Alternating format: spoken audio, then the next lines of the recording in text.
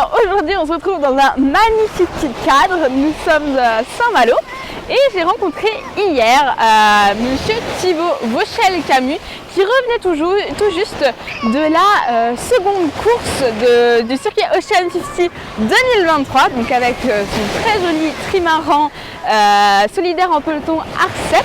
Alors cette course, elle n'était pas en solo, elle était dans un cadre un peu particulier.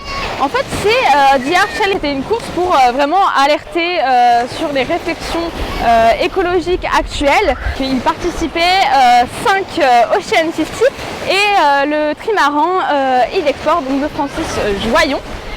Qui lui n'est pas arrivé dans la baie de Saint-Malo, puisque cette course s'est achevée en fait hier à Saint-Malo. Elle partait de Saint-Nazaire et au total, voilà, Thibaut était le dernier à arriver avec son équipage après 20 heures de course, donc vous voyez c'était du super rapide.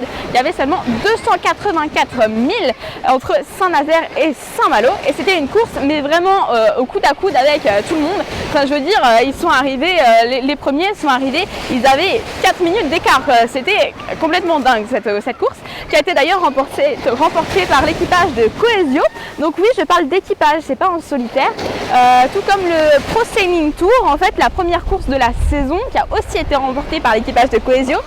Ce sont des équipages de trois navigateurs. Donc dans le cas des gagnants, c'est les mêmes.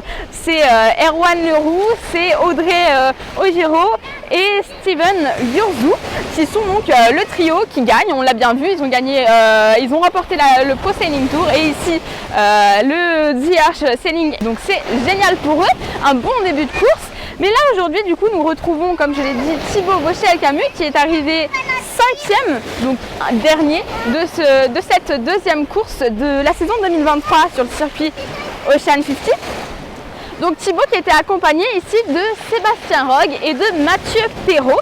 Et donc je l'ai rencontré juste à son arrivée, juste après son passage de l'écluse de Saint-Malo que nous voyons là derrière.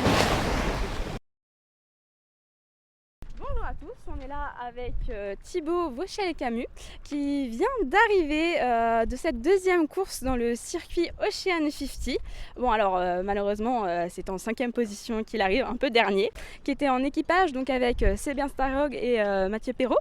Alors est-ce que tu peux nous raconter un peu cette course express, parce que c'est en 20 heures de course que tu viens d'arriver là? Ouais, j'ai même pas regardé, mais c'était assez express.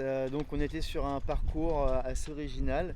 Alors, qui est aussi inspiré d'un parcours historique qui était le record SNSM entre Saint-Nazaire et Saint-Malo.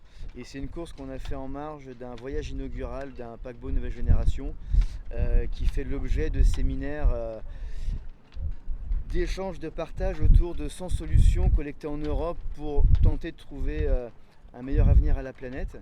Et donc voilà, on a fait une animation sportive et j'ai donc fait équipage ce coup-ci avec donc Sébastien, un concurrent mais aussi très bon copain, qui a actuellement construit son bateau et c'était une façon pour moi de le dépoussiérer, qui remettre des cirés plutôt que des chemises. Et puis Mathieu qui est quelqu'un qu'on risque de revoir dans la classe. Et donc deuxième course après le Pro Sailing Tour qui nous a emmené en Méditerranée avec la Corse, la Sardaigne, Toulon et Brest. Et donc là j'arrive tout juste de 5 semaines de déplacement où j'ai fait je crois plus de 5000 milles. Donc ça fait presque deux transats Brest-New York quand on cumule tout. Et ça fait pas mal et je suis bien content de rentrer à la maison. Dis-moi, je me posais une question, ça peut paraître un peu bizarre, mais quand tu es comme ça sur ton bateau, en équipage en plus, est-ce que par exemple tu mets de la musique? La musique, on peut en mettre lorsqu'on est en convoyage, qu'il n'y a pas d'enjeu sportif de performance. Et par contre, on doit toujours avoir quand même une vigilance liée à la sécurité, parce que ce sont des bateaux qui se déplacent vite, qui accélèrent fort et qui peuvent aussi rencontrer assez rapidement d'autres bateaux qui au large vont aussi vite, comme les cargos par exemple, qui peuvent naviguer jusqu'à 15-18 nœuds.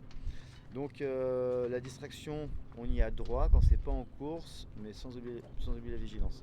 Et puis le bateau, après, en lui-même, a sa musique. Il siffle, il tape, il chante, il craque, il y a des percussions, donc on a déjà un bel instrument.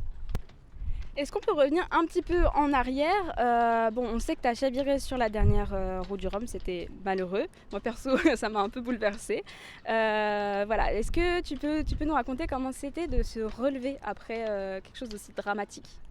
Alors dramatique non parce qu'il n'y a pas eu, il y a pas eu de blessés. Je ne suis pas blessé. Le bateau a pas trop souffert. On a eu, enfin juste, c'est déjà pas mal. Cassé un mât, cassé la baume, cassé des voiles et on a dû changer quelques éléments du bateau. Mais le bateau lui-même, la plateforme n'a pas souffert. Et ça c'était un gros point positif parce que c'est déjà moins de boulot. Et puis c'est aussi se dire qu'on ne lui a pas fait de mal parce que ce n'est pas un objet, c'est en soi c'est une personnalité ce bateau. Et puis comment on se redresse de ça, c'est par la force d'une équipe que j'ai autour de moi voilà, qui est hyper solidaire, et hyper investi et qui accepte ces situations-là. Comme tout projet, il peut y avoir des réussites et des désillusions, voire des échecs ou des contretemps malheureux. Mais il faut savoir voilà, faire profiter de l'énergie et de la motivation de son équipe pour réussir à relancer tout le chantier d'hiver qui était nécessaire pour le revoir là prêt à naviguer. Ça se compte aussi sur les partenaires parce qu'il a fallu quand même sortir un petit peu de sous pour remettre le bateau en route. Et là on a eu, grâce à notre peloton de partenaires qui est à fond dans la vertu de ce projet là, qui est par le sport mettre de l'énergie solidaire, donc en lien avec la recherche médicale sur la sclérose en plaques. Et donc voilà, on va dire que ma mésaventure pouvait s'apparenter à une poussée de sclérose en plaques que peuvent vivre les patients. Et on ne rebondit bien que lorsqu'on est soutenu, accompagné et remotivé. La motivation, il n'y a pas eu trop besoin, même si ça reste moralement, ça a été un peu compliqué parce que c'était les 4 ans de travail qui ont été gâchés sur un croisement de circonstances, mais aussi par une faute de ma part. Et donc voilà, cette confiance-là pour faire en sorte que ce bateau continue à renavigue, continue à porter des couleurs et embarquer des patients et leur offrir du bon temps dans leurs difficultés de vie. C'est beau ce que tu dis. Est-ce que tu peux nous parler des prochaines courses, des prochaines expéditions que tu fais avec ce bateau en 2023? Alors le programme de course là, donc le mois de juin va être consacré un peu au repos, à la révision du bateau, parce que donc comme je disais, il a fait quasiment 2-3 Atlantiques en 5 semaines, ce qui est beaucoup en si peu de temps. Après on a des sorties en mer prévues avec des partenaires et des patients. Notre programme hors course qui est assez riche. Et au mois de juillet, on a 2 épreuves. Une qui va se dérouler à Saclay-Portrieux, qui est une course en équipage de 5. On va faire des régates à la journée dans un cadre magnifique. Donc si vous êtes dans le quartier, venez voir, c'est super beau. On devrait être entre 7 et 8 bateaux. La semaine suivante, on fait une course mythique dans notre univers qui s'appelle la Rolex Fastnet. On part de l'île de Wight en Angleterre, on va contourner un rocher phare à la pointe sud-ouest de l'Irlande pour arriver à Cherbourg.